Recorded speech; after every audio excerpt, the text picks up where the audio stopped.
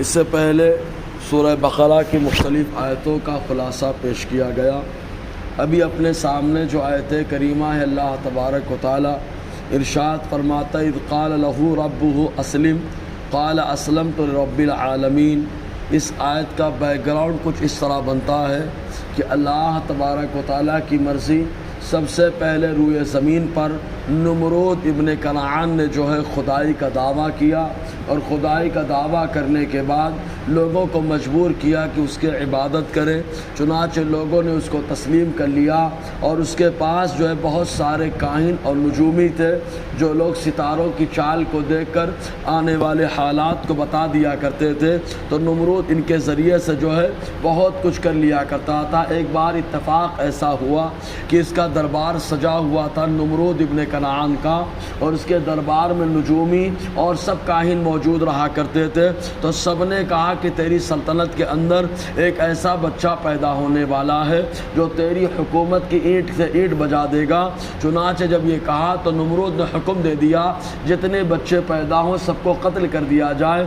چنانچہ حکم دیا گیا۔ اسی دوران حضرت ابراہیم علیہ السلام کی والدہ یہ امید سے تھی، چنانچہ جب ان کو درد ذہ شروع ہو گیا تو درد ذہ شروع ہونے کے بعد ایک خشک تالاب، اور کچھ لوگوں نے لکھا، علامہ اسماعیل حقی نے جیسے لکھا کہ ایک خشک جو ہے نہر میں تشریف لے گئی، اور وہاں جانے کے بعد حضرت ابراہیم علیہ السلام کے تولد کا معاملہ درپیش ہوا، ان کی پیدائش کا معاملہ ہوا۔ تو آپ کی والدہ وہاں سے فارغ ہو کر کے حضرت ابراہیم علیہ السلام کے والد جن کا نام طارح ہے ان کے پاس آ کر کے بتایا کہ آپ کے یہاں بیٹے کی ولادت ہوئی اور ایسا معاملہ ہے بچے کا۔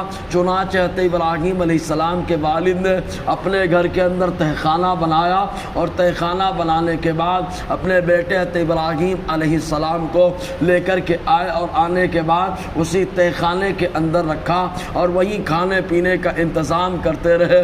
چنانچہ کتنے سال رہے تو کچھ لوگوں نے لکھا کہ 15 مہینے اندر رہے، اور کچھ لوگوں نے کہا کہ 7 سال حضرت ابراہیم علیہ السلام تہ خانے کے اندر رہے، باہر کی دنیا کو آپ نے ذرہ برابر بھی نہ دیکھا۔ چنانچہ ایک بار آپ کی والدہ اندر جب تہ خانے میں تشریف لے گئی تو حضرت ابراہیم علیہ السلام نے اپنی والدہ سے پوچھا یہ بتاؤ کہ میرا رب کون ہے، میری پرورش کرنے والا کون ہے؟ تو ان کی والدہ نے کہا انا، میں پرورش کرنے والی ہو۔ تو فوراً آپ نے سوال کر دیا فمن رب کی، تو تمہارا رب کون ہے؟ تو انہوں نے کہا ربی، میرا رب جو میری پرورش کرنے والا ہے تو وہ تمہارے والد ہیں، انہوں نے میری پرورش کی ہے۔ اس طریقے کی بات رکھ کے حضرت ابراہیم نے کہا یہ بتاؤ میرے باپ کا رب کون ہے؟ یہ کہا تو آپ کی والدہ کو فکر لاحق ہوئی، کہیں ایسا تو نہیں ہے کہ نجومیوں اور کاہنوں نے جو بتایا تھا کہ نمرود کے سلطنت کی تباہی اور بربادی کا ایک بچہ ذریعہ بنے گا، تو کہیں میرا بیٹا ہی تو نہیں ہے؟ وہ گھبرا کر کے تہخانے سے اوپر آئیں، اور آنے کے بعد ابراہیم علیہ السلام کے والد سے پورا معاملہ بتا دیا۔ حضرت ابراہیم کے والد اندر تشریف لے گئے، اور لے جانے کے بعد گفت و شنید کرنے لگے۔ تب حضرت ابراہیم علیہ السلام نے اپنے والد سے کہا بتاؤ میرا رب کون ہے؟ تو ان کے والد نے کہا تیری والدہ۔ پھر کہا کہ میری والدہ کا رب کون ہے؟ تو کہا میں۔ تو کہا تمہارا رب کون ہے؟ کہا نمرود۔ کہا نمرود کا رب کون ہے؟ جب یہ کہا تو فکر لاحق ہوئی، اپنے بیٹے کو اچھے سے سمجھایا، لیکن اللہ تبارک و تعالیٰ نے حضرت ابراہیم کے ذریعے سے نمرود کی سلطنت کی تباہی مقدر فرما دی تھی، اس لیے وہ باہر تشریف لائے۔ حضرت ابراہیم علیہ السلام نے کہا آج مجھے بھی باہر آنا ہے، تو آپ کے والد نے جو ہے منع کر دیا۔ رات کا اندھیرا جب چھایا آپ کے والد اور والدہ سو گئے۔ جب سو گئے تو حضرت ابراہیم باہر آئے، اور باہر آ کر کے 2 چیزوں کو دیکھا، آسمان کی طرف دیکھا تو ستارے چمکتے ہوئے نظر آئے، اور ساتھ ہی ساتھ چاند کو دیکھا۔ تو پہلے ستاروں کو دیکھ کر کے کہا کہ یہ ہو سکتا ہے رب، اس کے بعد ستاروں کو دیکھا یہ چھوٹے ہیں جو چاند کے سامنے ماند پڑ رہے ہیں، تو فوراً کہا یہ چاند یہ ہمارا رب ہوگا۔